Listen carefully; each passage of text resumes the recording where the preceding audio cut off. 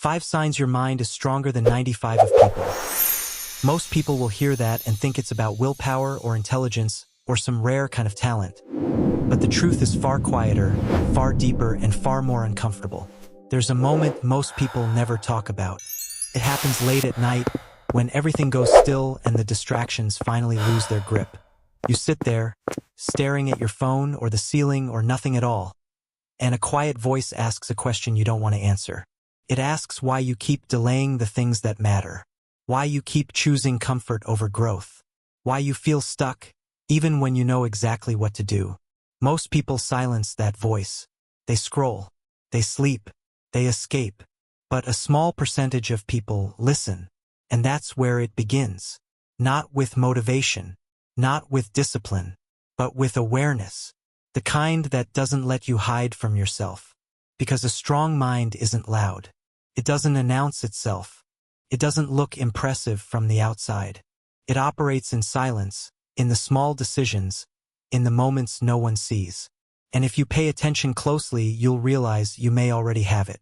The first sign is subtle, almost invisible. It shows up when things don't go your way, when plans collapse, when effort doesn't immediately reward you. Most people react. They feel the discomfort and immediately try to escape it. They distract themselves, blame circumstances, or convince themselves it wasn't worth it anyway. But a strong mind does something different. Pauses. There is a small gap between stimulus and response, and most people never notice it. But if your mind is strong, that gap becomes your advantage.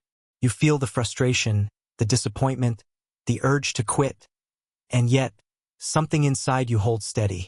You observe the emotion instead of becoming it. You don't suppress it, but you don't let it control you either. This is emotional regulation at its core, but not in a textbook sense. It's lived. It's practiced in real time.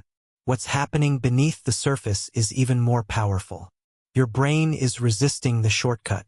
It's choosing long-term clarity over short-term relief. And that's rare, because the human brain is wired for immediate comfort, not delayed growth. When you interrupt that pattern, even slightly, you begin to rewire your default responses. Over time, this builds what psychologists call cognitive flexibility, the ability to adapt, to shift perspective, to stay grounded when things feel unstable. And this is where most habits fail. Not because people don't know what to do, but because they never learn how to sit with the discomfort that comes with doing it. They chase motivation instead of building tolerance. But if you've ever stayed in that uncomfortable moment just a little longer than usual, if you've ever resisted the urge to escape, even once, then you've already touched this strength. The second sign doesn't look impressive either. In fact, it often feels like you're falling behind. It shows up in your relationship with consistency. Most people think consistency means doing something every day without fail, like a machine. But real consistency is much quieter, much more human. It's returning, again and again, even after you've broken your streak, even after you've lost momentum, even after you feel like you've failed. There's a hidden psychological trap here called the all-or-nothing effect. When people miss one day, they feel like they've ruined everything. So they stop completely. They wait for a perfect restart, perfect Monday, perfect mindset, but perfection never comes. And so they remain stuck in cycles of starting and stopping. A strong mind doesn't fall for this illusion. It understands that progress is not a straight line. It's messy. It's inconsistent. It bends and breaks and rebuilds. And instead of seeking perfection, it focuses on reducing friction, making the habit easier to return to, smaller, simpler, almost effortless. You don't aim for 1 hour of focus. You aim for 5 minutes. Not because 5 minutes is enough, but because starting is everything. This is where micro-habits quietly reshape identity. When you show up, even in a small way, you send a signal to your brain. This is who I am. And identity is far more powerful than motivation. There's also something deeper happening. Every time you return after stopping, you close what psychologists call an open loop. Your brain craves completion. Unfinished tasks create mental tension. By returning even briefly, you reduce that tension.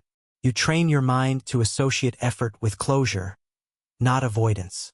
So if you've ever picked something back up after dropping it, if you've ever started again without waiting for the perfect moment, then you're already operating at a level most people never reach. The third sign is uncomfortable. It's your relationship with boredom. In a world designed to keep you constantly stimulated, boredom feels like a problem, something to fix, something to escape. But for a strong mind, boredom becomes a tool. Think about it. Every time you feel bored, your brain is searching for stimulation. And most people feed it instantly. Social media, videos, notifications, quick hits of dopamine that train the brain to expect constant reward. Over time, this lowers your baseline for focus. It makes deep work feel harder, slower, more painful. But if your mind is strong, you resist that pattern. Not perfectly, not always, but enough. You allow boredom to exist without immediately eliminating it. And in that space, something powerful happens. Your attention begins to stretch. You sit with a task longer than usual. You read a little deeper. You think a little more clearly. This is how focus is built, not through intensity but through endurance. Through the quiet ability to stay when your mind wants to leave. There's also a neurological shift happening here. When you resist instant gratification, you recalibrate your dopamine system. You make simple tasks feel more rewarding again. You restore balance. And slowly, the things that once felt difficult start to feel natural. This is why so many people struggle with discipline. They've trained their brains to expect constant stimulation. So when they try to focus, it feels unbearable. But if you've ever chosen to stay with a boring task just a little longer, if you've ever resisted the urge to check your phone, then you're already strengthening something most people neglect. The fourth sign is quieter than all the others. It's your relationship with your own thoughts. Most people believe everything they think. Every doubt feels real. Every fear feels like truth.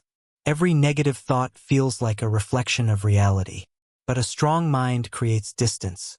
You begin to notice your thoughts instead of identifying with them.